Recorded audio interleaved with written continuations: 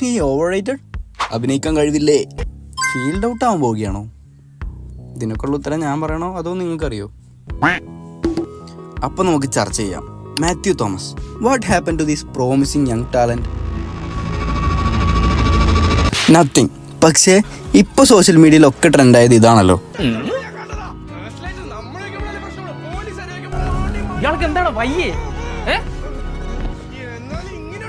And he was a topic. ഇത്രയും നല്ല സിനിമകൾ പെർഫോം ചെയ്ത മാത്യുവിനെ ജെയ്സൺ എന്ന് പറഞ്ഞാലാവും കൂടുതൽ പേർക്കും കണക്റ്റ് ആവുക പോലും. അത്രയും നല്ലൊരു ക്യാരക്ടറിനെ അതേ ഇമ്പാക്റ്റോടെ തന്നെ സ്ക്രീനിലെത്തിച്ച മാത്യുവിൻ്റെ കരിയറിലെ ഇത്രയും സിനിമകൾ തന്നെ ശ്രദ്ധിക്കാതെയും ചിലതൊക്കെ ഊക്കു വാങ്ങിയിട്ടും മലയാളികളുടെ കൂടെ കടന്നുപോയിട്ടുണ്ട്.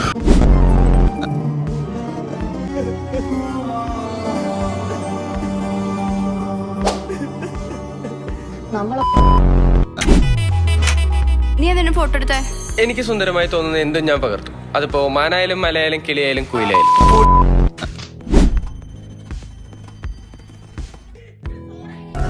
ഇയാൾക്ക് എന്താണ് വയ്യേ? 2019 കുമ്പളങ്ങി നൈറ്റ്സ് എന്ന ആദ്യ സിനിമയിൽ തന്നെ പെർഫോമൻസ് വൈസ് മാത്യു ഞെട്ടിച്ചതാണ്. ഫ്രാങ്കി എന്ന ക്യാരക്ടറുടെ ഇമോഷൻസ് ഓഡിയൻസിനെല്ലാം പെട്ടെന്ന് കണക്റ്റായിരുന്നു മാത്യുവിൻ്റെ പെർഫോമൻസിലൂടെ. പക്ഷേ ഒരു ബ്രേക്ക് ത്രൂ കരിയർ ലഭിച്ചത് തണ്ണീർമത്തനിലൂടെയാണ്. അതിലൂടെ നല്ലൊരു ഫെയിം തന്നെ മലയാളികൾക്കിടയിൽ മാത്യുവിന് ലഭിച്ചു. ഗൈസ്, നമ്മൾ ചിന്തിക്കേണ്ടത് 16-17 വയസ്സിലാണ് കുമ്പളങ്ങി നൈറ്റ്സിൽ ഫഹദിൻ്റെയും സൗബിൻ്റെയും ഒക്കെ പോലത്തെ ബിഗ് നെയിംസിൻ്റെ കൂടെ പെർഫോം ചെയ്തിട്ടും still he manage to leave a good impression. അതൊരു ചെറിയ കാര്യമല്ല. ഒരു ഡെബ്യൂട്ട് പെർഫോമൻസിൽ ഇത്രയും ഇമ്പാക്റ്റ് നൽകിയ മാത്യുവിൻ്റെ ഈ ഒരൊറ്റ സിനിമ കാരണം ആളുകൾ അയാൾക്ക് അഭിനയം അറിയില്ല എന്ന് പറയുകയാണെങ്കിൽ ദാറ്റ്സ് അൺഫെയർ.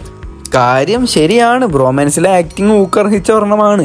പക്ഷേ ആ ഒരൊറ്റ കാരണം കൊണ്ട് മുമ്പ് കൈവച്ച നല്ല പെർഫോമൻസുകളെ മറന്നു പോകുന്നത് ശരിക്കും മോശപ്പെട്ടൊരു കാര്യമാണ്. പിന്നെ മാത്യു ഫീൽഡ് ഔട്ട് ആവുക എന്ന് പറയുന്നവർക്ക് വേണ്ടി എൻ്റെ ഒരു സീരിയസ് പോയിന്റ് ഉണ്ട്. അത് ഇമ്പോർട്ടൻ്റ് ആയതുകൊണ്ട് തന്നെ ഞാൻ വീഡിയോയുടെ അവസാനം പറയാം. തണ്ണീർമത്തനിൽ എല്ലാവരുടെയും മനസ്സിൽ പതിന ശേഷം ഓപ്പറേഷൻ ജാവ, അഞ്ചാം പാതിര, 1, നെസ്ലൻ്റെ കൂടെ ജോയൻജോ, നെയ്മർ, 80+, പ്രേമലു, പിന്നെ തമിഴിൽ ലോകേഷ് ഡയറക്റ്റ് ചെയ്ത വിജയ് നായകനായ ലിയോ. Oh that's huge. അഭിനയിക്കാൻ അറിയില്ലെങ്കിൽ ലോകേഷ് ഒരിക്കലും മാത്യുവിനെ ഇവിടെ നിന്ന് അവിടേക്ക് ലിയോയുടെ മകനായി അഭിനയിക്കാൻ കൊണ്ടുപോയില്ലായിരുന്നു. ആ ക്യാരക്ടറിന് നല്ലൊരു റോള് തന്നെ സിനിമയിലുണ്ട്. മാത്യുവിൻ്റെ പെർഫോമൻസിൻ്റെ കാര്യത്തിൽ ഒരു ഡിബേറ്റ് ഇനി ആവശ്യമില്ല.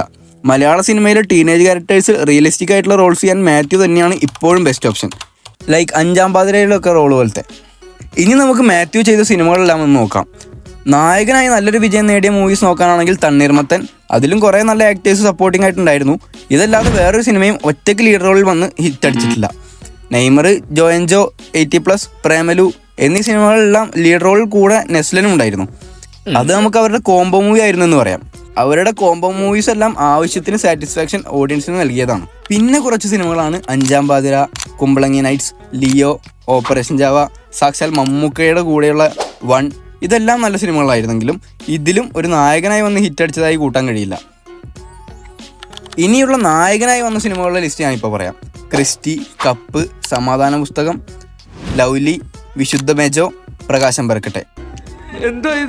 ഇതിൽ വിശുദ്ധ മെജോയും പ്രകാശം പരക്കട്ടെയും ഒക്കെ ഓപ്ഷണലാണ്.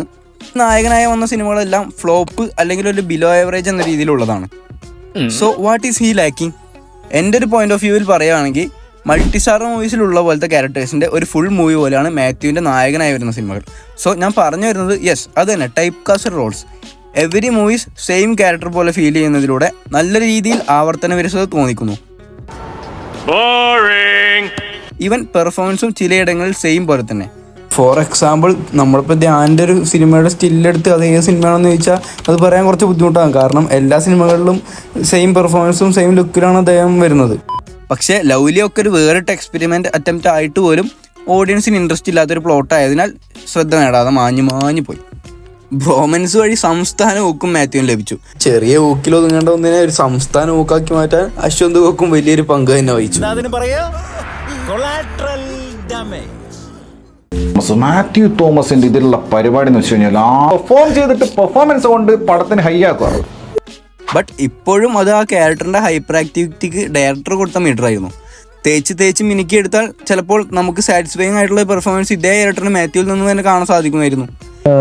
തെറ്റിപ്പോയതാണെന്നാണ് എനിക്ക് മനസ്സിലാക്കണം. അത് ഇപ്പോൾ ആൾക്കാർ ഓവറെന്ന് പറയുന്നത് ഓവറായിട്ട് തന്നെയാണ്. ഇനി മാത്യു ഓവർ റേറ്റർ ആണോ എന്ന് ചോദിച്ചാൽ പേഴ്സണലി എനിക്ക് അങ്ങനെ ഒട്ടും തോന്നിയിട്ടില്ല.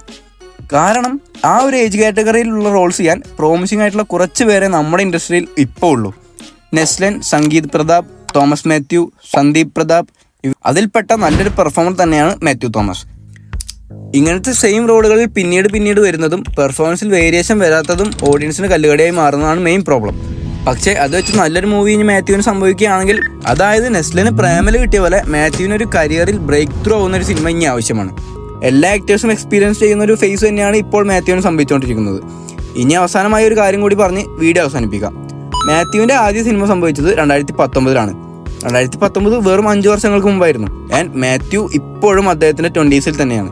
സോ 5 വർഷം കൊണ്ട് കുറേ നല്ല സിനിമകളുടെ ഭാഗമാകാൻ കഴിഞ്ഞതും അതിലൂടെ നല്ലൊരു ഫെയിമും ഓഡിയൻസും ലഭിച്ചതുമാണ്. റീസെൻറ്റ് കുറച്ച് സിനിമകൾ ഫ്ലോപ്പ് ആയതിനാൽ മാത്യു ഫീൽഡ് ഔട്ട് ആവുക എന്ന് പറയുന്നത് ശരിയല്ല. Let's wait for a breakthrough project.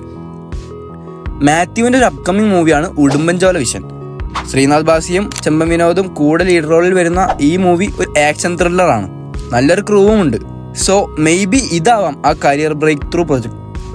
എന്തായാലും എൻ്റെ ഒരു പോയിന്റ് ഓഫ് വ്യൂവിൽ ഇവിടെ മാത്യുവിൻ്റെ പെർഫോമൻസിനെയോ മാത്യു ഫീൽഡ് ഔട്ട് ആവുക എന്ന് പറയുന്ന ഒരു ടോപ്പിക്കിനെ കുറിച്ചുള്ള ഒരു ഡിബേറ്റിൻ്റെ ആവശ്യമേ തന്നെ ഇല്ല. അതിനുള്ള കാരണം മാത്യു പണ്ടത്തെ സിനിമകളിൽ തന്നെ പ്രൂവ് ചെയ്തതാണ്. അപ്പോൾ നമുക്ക് ഇന്നത്തെ വീഡിയോ ഇവിടെ അവസാനിപ്പിക്കാം. അപ്പോൾ അടുത്തൊരു നല്ലൊരു വീഡിയോയിൽ വരുന്നതുവരെ ബൈ ബൈ.